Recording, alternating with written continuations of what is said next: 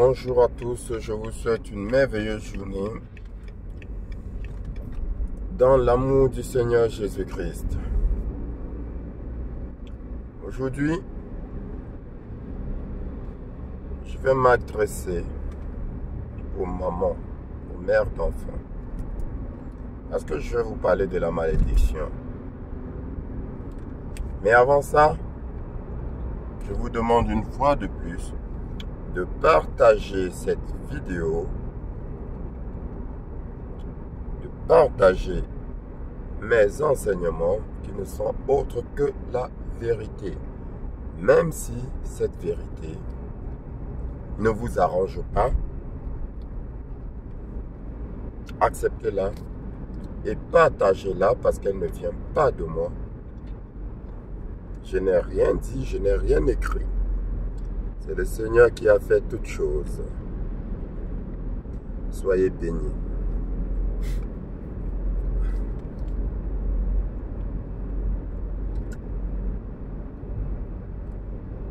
L'être humain agit très souvent en fonction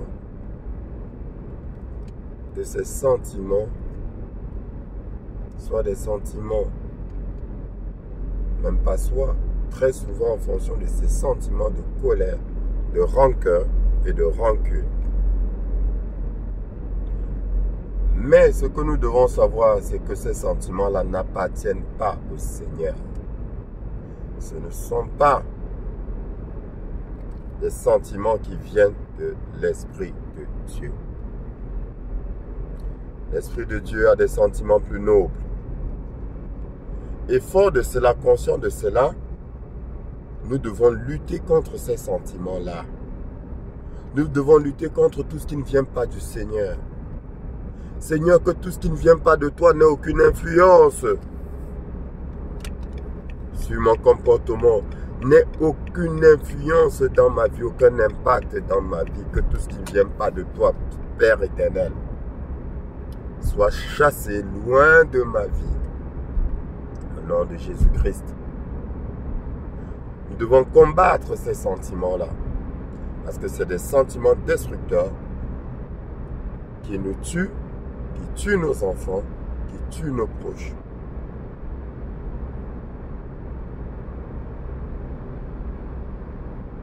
Je suis en colère, je prie. Je ne parle pas. Je me calme d'abord, je médite. Il y a une expression qui dit « Les paroles ont dépassé la pensée ». Et malheureusement, ignorant le pouvoir de la parole, beaucoup dans la colère prononcent des paroles. Et très souvent des paroles de malédiction. Et beaucoup ignorent les conséquences d'une malédiction. Quand je dis ignore, ils sont conscients que quand on maudit une personne, il y a de fortes chances que la personne ne réussisse pas dans sa vie. Mais la profondeur de la malédiction, vous ne la connaissez pas. Vous ne la connaissez pas. Parce que je pense que sinon, on réfléchirait par 7 fois ou 17 fois avant de maudire, avant de sortir des mauvaises paroles. Que de ta bouche ne sorte aucune mauvaise parole. Que de ta bouche ne sorte aucune malédiction. Pourquoi je dis ça? Pourquoi je parle des mamans? Parce que beaucoup d'enfants sont maudits à cause des mamans. Des mamans frustrées. Qui vont monter les enfants contre leur père. Je m'adresse aux mamans et leur dis, quel que soit le comportement responsable ou irresponsable du père de votre enfant ou de vos enfants, ne montez pas vos enfants contre leur père. Ne le faites pas. J'ai vécu l'expérience dans ma vie, dans ma propre vie. Ma mère que je bénis n'a jamais, au grand jamais, monté ses enfants contre son mari, contre leur père. Malgré tout, ce qu'elle a eu à subir, elle ne l'a jamais fait. Mon père avait coutume de dire, oh, que votre mère ne doit pas, vous ne devez pas écouter votre mère, ne doit pas vous monter contre moi. Et je lui répondais, papa, nous sommes assez intelligents pour voir certaines choses et comprendre certaines choses. Elle n'a pas besoin de le faire. Nous voyons. Pour vous dire que les enfants voient, aussi petits qu'ils soient, ils voient. Ce n'est pas à vous de leur montrer ce qu'ils doivent voir. C'est à eux de voir. Vous pensez que les enfants ne ressentent pas? Les enfants ressentent. Ils ressentent même plus que nous. Ils savent.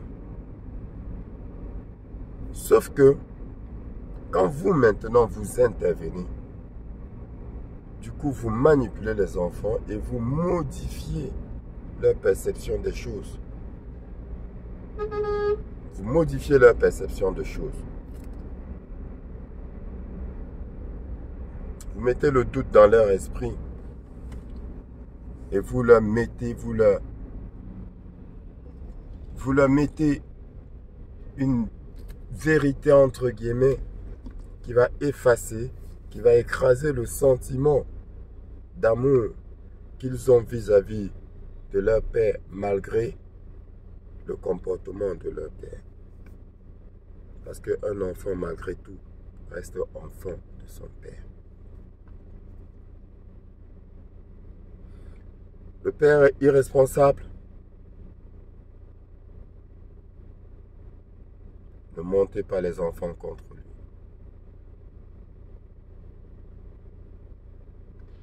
Apprenez à vos enfants à respecter leur père. Aussi irresponsable soit-il, apprenez à vos enfants à le faire, qu'ils respectent leur père. À plus forte raison, si le père est responsable, alors là, comment expliquerez-vous qu'une mère puisse monter son enfant contre un père responsable? Vous me direz que ça n'existe pas, je vous dirai que ça existe. Ne le faites pas. Parce qu'en le faisant, ce n'est pas le père que vous punissez. Non, pas du tout. Pas du tout. En le faisant, c'est l'enfant que vous punissez. C'est l'enfant que vous punissez. Et à la limite,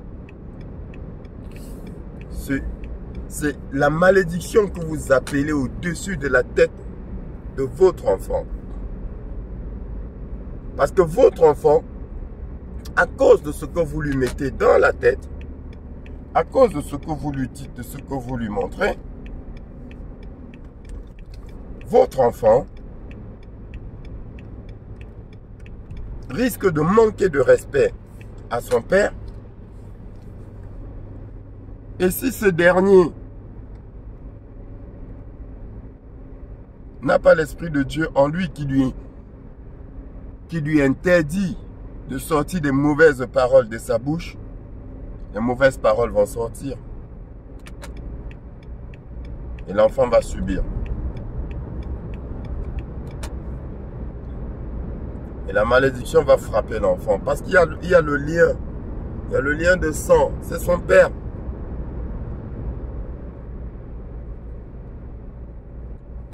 D'autant plus que si ces paroles-là sont prononcées par rapport à un acte répréhensible, il y a de fortes chances qu'elles agissent.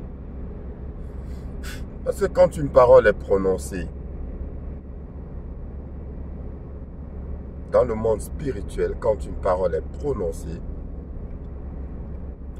cette parole-là est une accusation qui est examinée dans les cieux. Une accusation qui est examinée et qui va être posée sur la balance du jugement. Et si en face de la parole, il y a effectivement une faute condamnable, il y a de fortes chances que cela se fasse. Dieu dit, tout ce que vous allez déclarer sur terre sera établi dans les cieux. Dans les cieux, pas dans son royaume. Tout ce que vous allez déclarer sur terre sera établi dans les cieux. Donc ce que vous déclarez, même dans le monde des ténèbres, peut s'établir. Et encore, une mauvaise parole qui sort de votre bouche, vous la prononcez avec foi. Une malédiction qui sort de votre bouche, vous la prononcez avec foi. Il y a de très fortes chances qu'elle s'applique.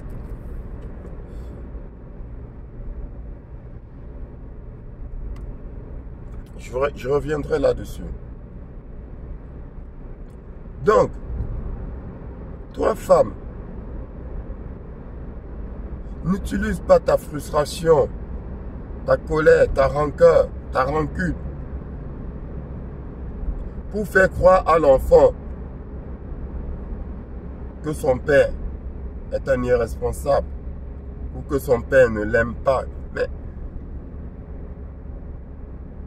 ça m'amuse même de souvent voir des gens, mais comme père, déclarer que j'aime mon enfant plus que toi. Mais qu'est-ce que tu en sais? Qu'est-ce que tu en sais? Il y a beaucoup qui pensent que parce qu'ils achètent des vêtements à l'enfant, ça signifie qu'ils aiment l'enfant plus que l'autre qui ne le fait pas. Vous croyez que l'amour, c'est ce qu'on voit avec les yeux? L'amour, ce n'est pas ce qu'on voit avec les yeux. Ce n'est pas ce qu'on voit avec les yeux. Les preuves d'amour, ce n'est pas le matériel. Les preuves d'amour, ce n'est pas les présents du monde qu'on donne. Non, non. Arrêtez de penser cela. De penser que l'autre, il n'aime pas, elle n'aime pas. Elle n'aime pas mon enfant, il n'aime pas mon enfant. Qu'est-ce que vous en savez? Est-ce que vous êtes dans le cœur de la personne? Maintenant, oui. Par rapport maintenant à certains actes posés, analysés par l'esprit, parce que, comme il est écrit, l'homme spirituel juge de tout. Là, oui. L'homme spirituel est à mesure de dire que ceci n'est pas un acte d'amour. Un parent qui tape son enfant et l'insensé qui vient dire il n'aime pas son enfant est vraiment insensé. Bien sûr, là maintenant, il y a taper et taper. Parce que la Bible demande d'éduquer l'enfant avec le bâton. Le bâton permet de redresser. Vous voyez un peu quand on monte sur l'âne, on tapote comme ça pour dire à l'âne, mais pas avec violence. Avec amour, pour montrer la direction. Donc on peut frapper, on peut taper son enfant avec amour.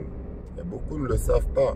Ils pensent juste que taper c'est... Regardez la société d'aujourd'hui. la société française dans laquelle nous vivons. Pourquoi est-ce que les enfants sont autant mal éduqués? Pourquoi est-ce que les enfants sont autant égarés? Parce qu'on a supprimé le bâton. Et ce qui est marrant, c'est que il y a beaucoup d'Africains qui ne sont pas nés ici, qui sont nés en Afrique, nés sous le règne du bâton et qui viennent applaudir. Et qui viennent applaudir. Vous applaudissez quoi? Vous êtes contre Dieu. Parce que le bâton, ce n'est pas l'homme qui l'a instauré dans l'éducation de l'enfant. C'est Dieu lui-même. C'est Dieu lui-même qui l'a instauré dans l'éducation des enfants. On me dira que oui, c'est parce qu'il y avait des abus. Il y a combien d'abus? Il n'y a pas d'abus où? En toute chose, il y a des abus. Et ce n'est pas parce qu'on va constater un abus qu'on va supprimer. La loi est faite pour être transgressée, dit-on. La loi est faite pour être transgressée. Sinon, il n'y aurait pas de loi. Sinon, il n'y aurait pas de loi. Si tout le monde respectait tout, pourquoi est-ce qu'il y aurait une loi?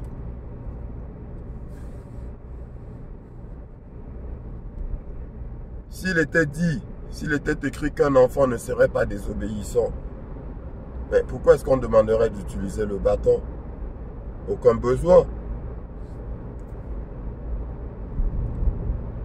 Donc c'est un exemple que je donnais. Ce n'est pas ce que tu vois avec les yeux qui est nécessairement ce qui est, ou qui va te permettre de juger. Comme on dit, voilà quelqu'un qui est habillé avec des vêtements déchirés, on dit, ah c'est un fou. Non, non.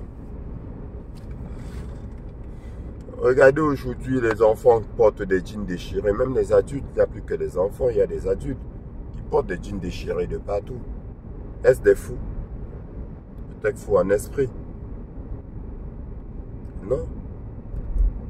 C'est pas ce que les yeux voient qui vont te permettre d'affirmer certaines choses, certains sentiments. L'amour, c'est pas ce que tu vois avec les yeux. Beaucoup, il y en a beaucoup qui pensaient que le bâton que papa utilisait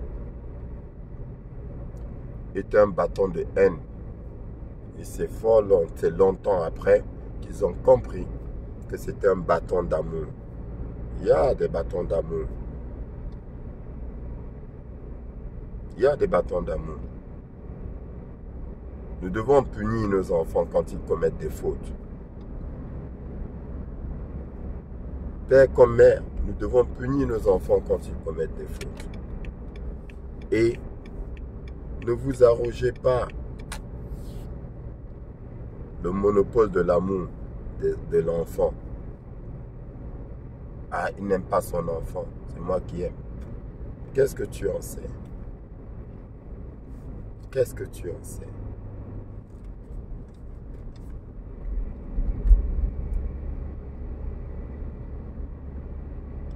J'ai toujours dit, beaucoup qui se sont exilés, qui sont venus en Europe, parce qu'ils voulaient trouver un meilleur avenir financier, se sont entre guillemets sacrifiés. C'est des sacrifiés. Ça, est-ce que tu le savais? C'est des sacrifiés. Qui n'aime pas vivre chez lui, sur sa terre natale? Qui n'aimerait pas?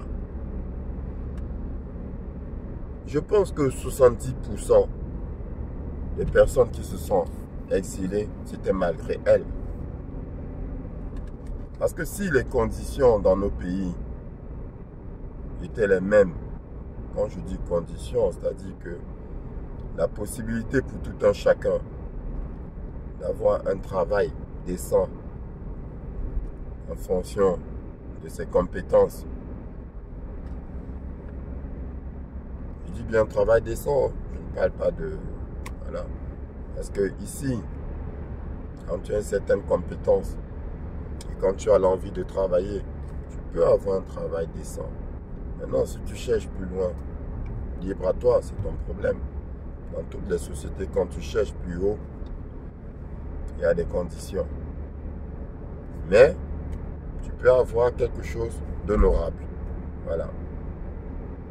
On va dire quoi de... Par rapport à d'autres de 14 sur 20. Mais, ces 14 sur 20 sur l'échelle de la société peuvent représenter 18 sur 20 sur ton échelle à toi. Je ne sais pas si je me fais comprendre.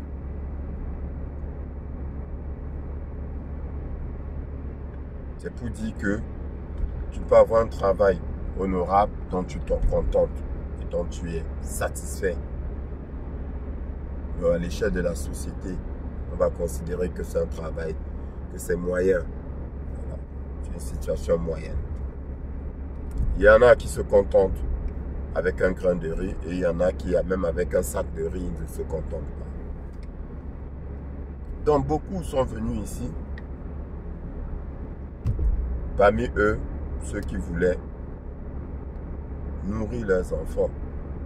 Mais celui qui vient ici, là, et qui cherche de quoi nourrir sa famille,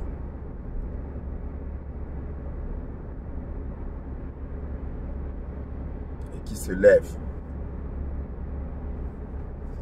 à 5h, 5h30 pour aller travailler. Et à la fin du mois, on voit 20 €, 30 €, 50 € à son enfant. Qui es-tu? Et sur la base de quoi vas-tu le juger? Dit que ce n'est que ça qu'il envoie? Ou prendre d'autres éléments pour estimer qu'il n'aime pas son enfant? Si on vous montre la vie, c'est-à-dire que si on pouvait, c'est-à-dire si le ciel pouvait sélectionner le film de la vie de certaines personnes et vous la montrez, et vous le montrez, le film, je pense qu'il y en a beaucoup qui se maudiraient, qui auraient honte. Oui.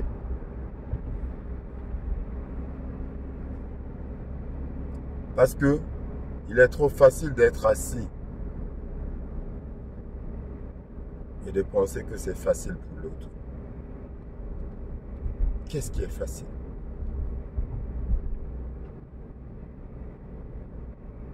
C'est à force de tes bras. C'est à force de tes bras que tu gagneras ta vie, que tu mangeras les produits de la terre. C'est à la sueur de ton front, à la sueur de ton front, que tu mangeras, à la sueur de ton front, à la sueur de ton front que tu gagneras ta vie. Qu'est-ce qui est facile? Qu'est-ce qui est facile? Sur la base de quoi vas-tu penser que c'est facile pour l'autre? Sur la base de quoi? Rien n'est facile. Ça dépend de tout un chacun. Il y a des choses que je peux supporter, qui sont pourtant difficiles. Il y a des choses que toi, tu ne peux pas supporter, qui sont pourtant faciles. Pour moi, ce qui est facile pour moi n'est pas nécessairement facile pour toi. Et ce qui est difficile pour toi n'est pas nécessairement difficile pour moi. Qui es-tu? Et sur la base de quoi vas-tu juger? Toi, femme, fais attention. Avant de monter ton enfant contre son père, fais attention.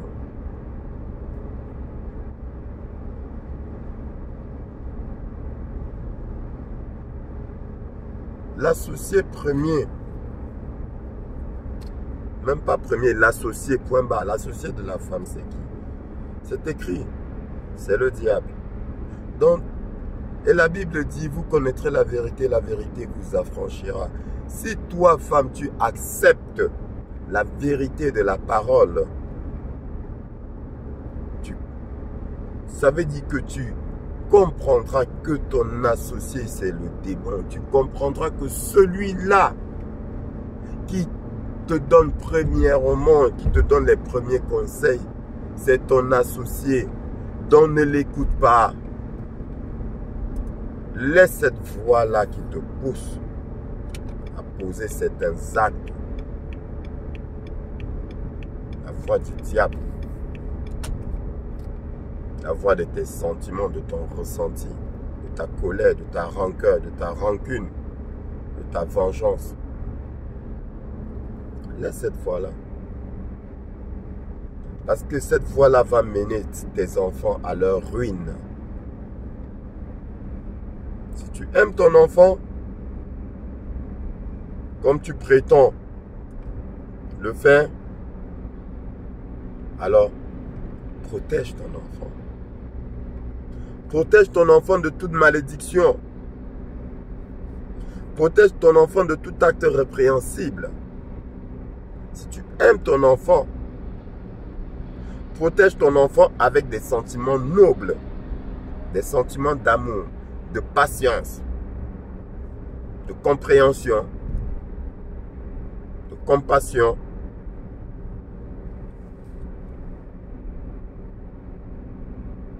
Si tu aimes ton enfant, voilà comment tu dois protéger ton enfant. L'enfant vient te dire, oh maman, papa, mon enfant, mon chéri, ma chérie, c'est pas grave, c'est ton père, respecte-le. Mais maman, papa, je vois pas papa. Mon enfant, ton père travaille-tu pour te nourrir? Rends grâce à Dieu. Mais maman, papa a refusé de m'acheter les cahiers. Mon enfant, ton père n'a pas d'argent. Quand il aura de l'argent, il va le faire. Et si toi, femme, tu as un peu d'argent, achète le cahier, donne à ton enfant.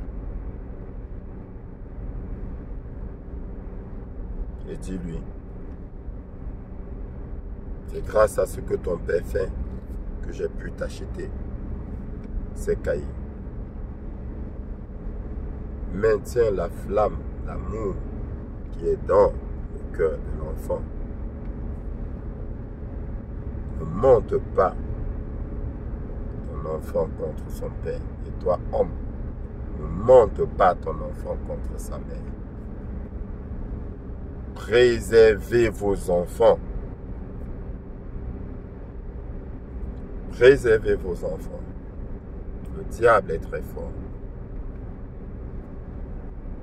Ce n'est pas le voisin qui détruit ton enfant. Ce n'est pas ton frère qui détruit ton enfant ou ta soeur qui détruit ton enfant. C'est toi-même. Oui. Consciemment ou inconsciemment, c'est toi-même. Parce que ton voisin, ton frère, ta soeur ou ton oncle, ta tante a besoin de ton aide pour le faire, de ton consentement volontaire ou involontaire pour le faire. Sois attentif, sois attentive. Oui. Parce que en agissant comme tu agis, il y a une porte secrète, une mauvaise porte que tu ouvres dans la vie de ton enfant. Et c'est cette porte-là que les esprits mauvais, c'est par cette porte-là que les esprits mauvais vont entrer dans la vie de ton enfant.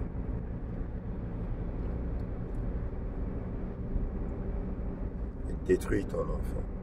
Mais cette porte-là, c'est toi. C'est toi qui l'auras ouverte. Et non quelqu'un d'autre. C'est toi qui l'auras ouverte, cette porte-là. N'ouvre pas cette porte dans la vie de ton enfant. N'ouvre pas cette porte.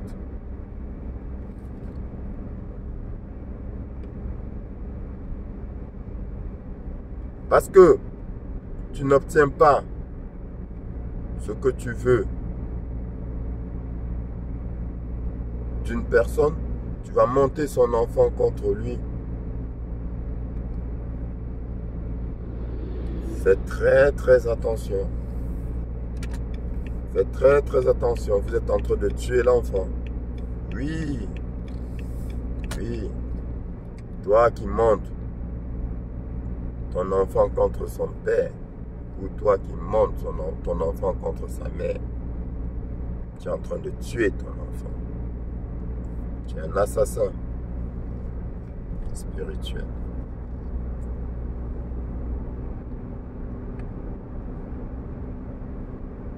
Parce que, comme je disais tantôt, si en face là,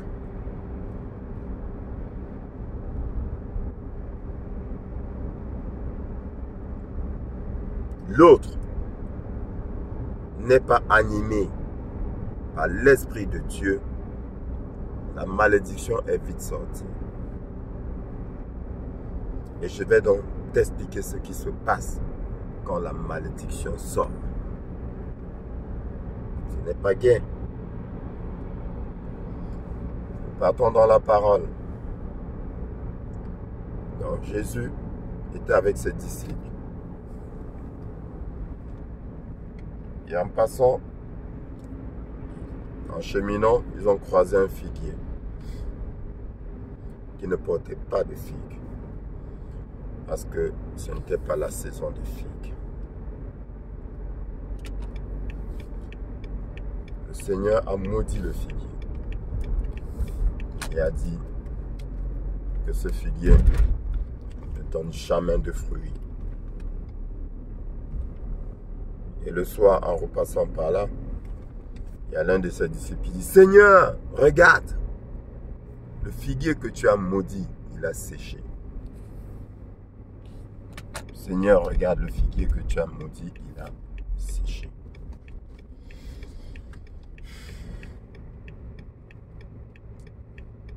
La malédiction.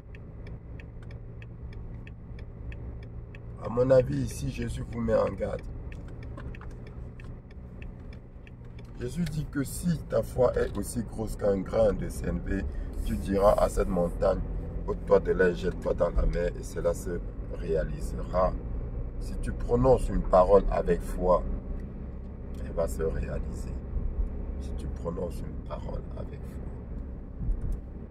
Il y a beaucoup de choses dans la Bible qui sont pour perdre ceux qui sont voués à l'enfer. Mais le Seigneur révèle à ses enfants, à ses disciples, la vérité cachée, le secret de ces paroles-là. Il faut constater qu'il est écrit quoi? Car ce n'était pas la saison des figues.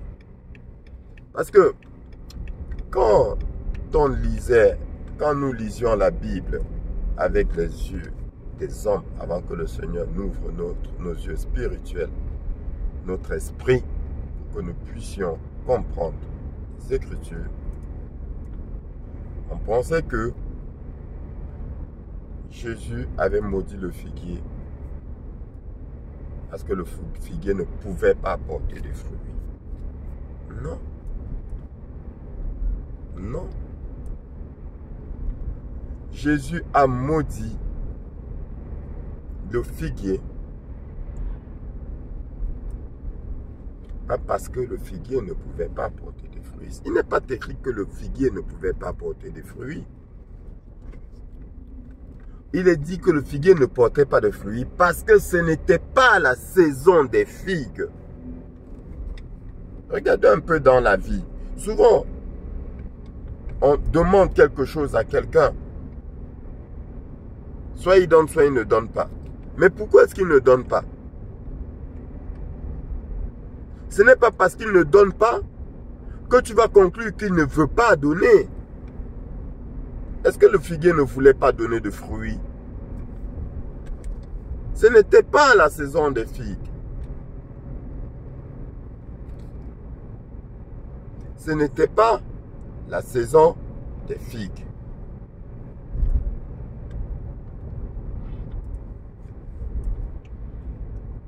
Ce n'était pas la saison des figues. Et Jésus a maudit le figuier. Pourquoi? Pourquoi notre merveilleux Seigneur a-t-il maudit le figuier alors que ce n'était pas la saison des figues? Est-ce que c'était la faute du figuier? Est-ce que c'était la faute du figuier de ne pas pouvoir donner de fruits? Ben, je vous dis que non. Parce que ce n'était pas la saison des figuiers, des figues. Donc, il ne pouvait pas donner de fruits. Mais pourquoi est-ce que le Seigneur l'a maudit?